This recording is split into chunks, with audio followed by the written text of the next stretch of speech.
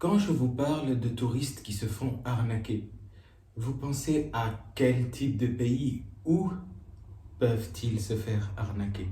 En général, quand on pense à ça, on se dit, bon, ça doit être certainement dans le tiers-monde. Je sais pas, j'ai pas envie de nommer des pays pour pas vouloir, enfin, pour pas blesser euh, les gens, mais je vais devoir le faire à un moment donné parce que je dois donner des exemples de mon expérience personnelle. Mais en réalité, non, c'est pas vraiment dans le tiers-monde que ça se passe. Ça se passe en Europe et plus particulièrement en France. Qui l'eût cru? Qui aurait cru que c'était possible, ou en tout cas peut-être que ça existait depuis longtemps et que moi je n'étais pas au courant. Mais qui aurait cru qu'à Paris, en plein cœur de Paris, eh ben, il y a des gens qui se font arnaquer, des touristes. Des touristes qui viennent visiter une des plus belles villes au monde, paraît-il, bien sûr. En tout cas, c'est la réputation qu'elle a. Paris. Et ça se passe où? Ça se passe dans les restaurants. Et qui sont les victimes? Ce sont les touristes américains. Donc moi, je suis tombé sur une vidéo, apparemment c'est un témoignage, c'est même une expérience qu'ils ont faite. On va voir ça tout de suite, ok? Ça marche, allez, c'est parti!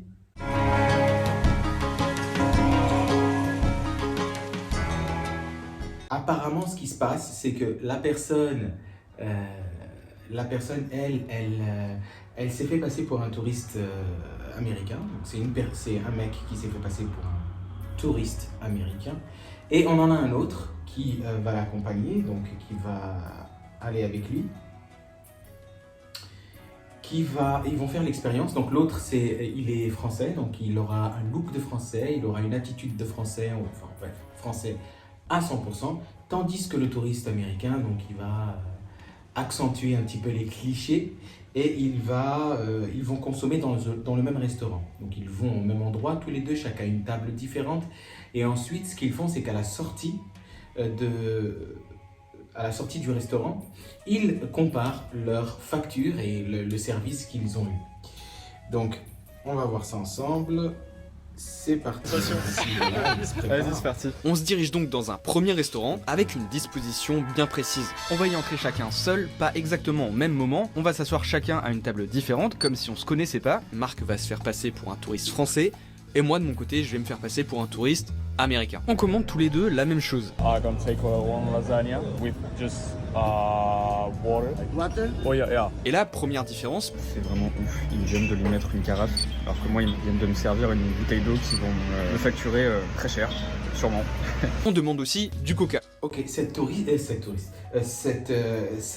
combine, cette technique, elle est connue à échelle internationale.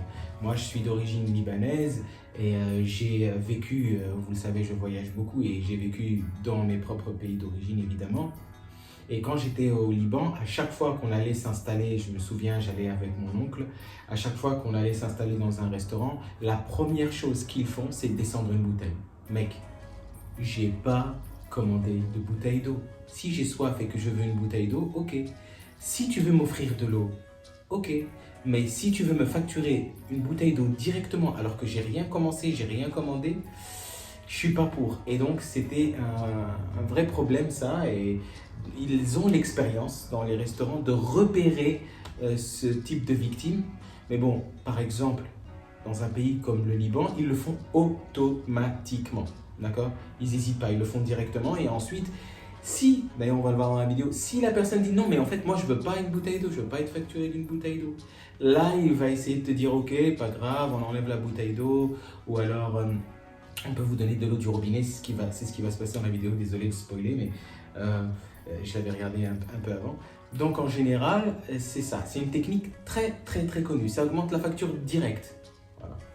Marc se fait simplement servir une canette de 33 centilitres, alors que moi, on me pose cette question. Sorry, what size you like? Medium, large? Dans le doute, je réponds médium, en pensant que ça fera peut-être la même taille, sauf que moi, on m'amène pas une...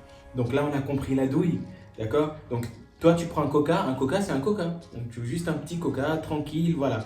Là, comme il est américain et qu'ils savent qu'ils ont cet état d'esprit de médium, de large, de je sais pas quoi, tout de suite, il lui met la douille. Tout de suite, il lui dit, écoute, alors, tu veux quoi? Tu veux médium, large?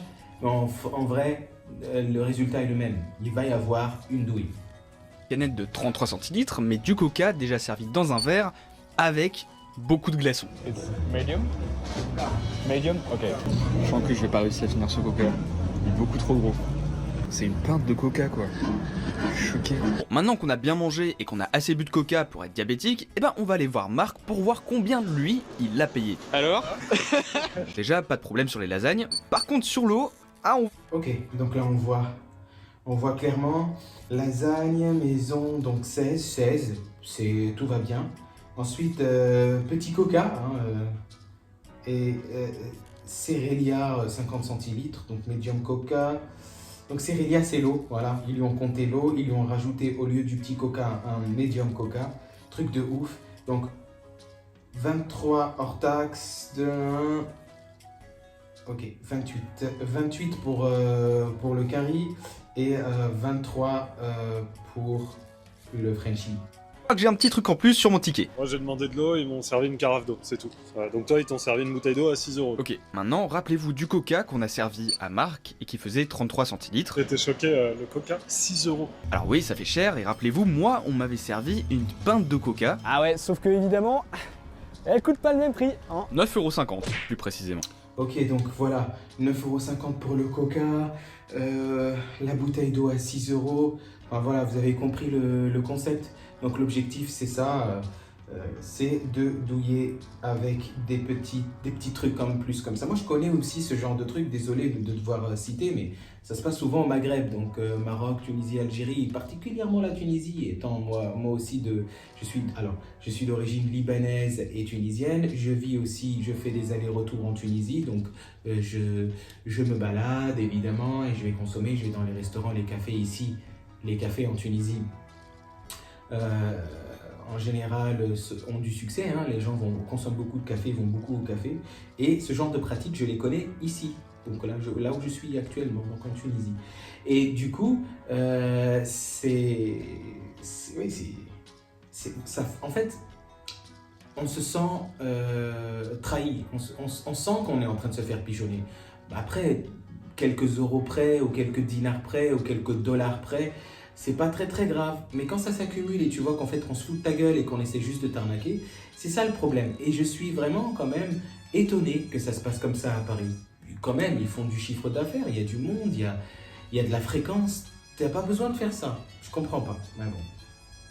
Medium coca, 9,50 €. C'est du grand banditisme. C'est vrai que c'est le prix d'un kebab avec frites et boissons. Hein. Ils m'ont pas donné l'option en fait de choisir small. Donc, résultat, en demandant la même chose, j'aurais payé 6 € de bouteille d'eau et 3,50 € de coca en plus. Donc on peut dire que pour la même commande, ma note s'élève à 9,50 € de plus que celle de Marc. Déjà, dites-moi en commentaire si c'est une pratique qui existe depuis longtemps ou si en fait c'est quelque chose de récent en France, vu la situation économique et les gens, les taxes et tout ça. Donc tout le monde veut douiller tout le monde et ça existe depuis un petit moment et moi j'étais peut-être pas au courant.